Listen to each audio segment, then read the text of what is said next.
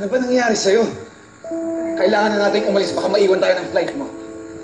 Mahal na mahal kita. Hindi ko kaya kung mawawala ka sa buhay ko.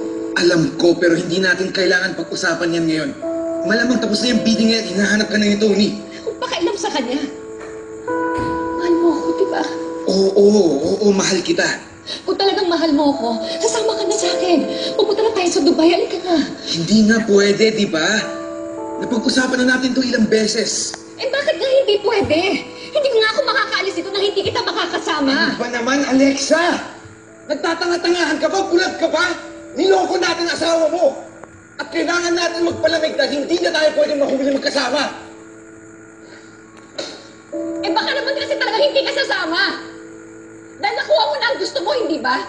Dahil ginamit mo lang ako. Ano ba sinasabi mo? Narinig ko si Lorenzo na kakausap ka. Niloko mo lang ako, ginamit mo lang ako. Ano? Noong una naman ayoko maniwala eh. Kasi baka mali lang yung rinig ko. Noong una tayo nagkakilala, nagduda na ako sa'yo. Dahil alam ko kung gaano ka kadumi maglaro pagdating sa negosyo. Alam ko na nagagamit ka ng ibang tao.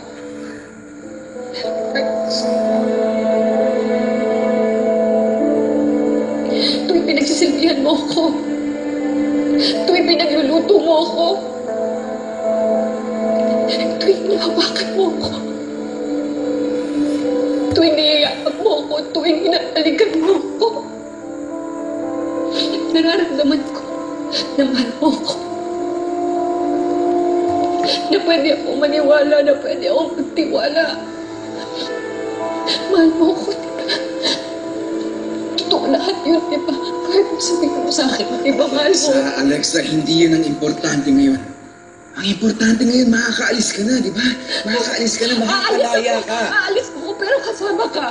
Hindi ako aalis dito hanggang di kita nakakasama. Hindi ko kaya. Hindi ko kaya. Please, sumama ka na. Umalis tayo, Carlos. Halika na.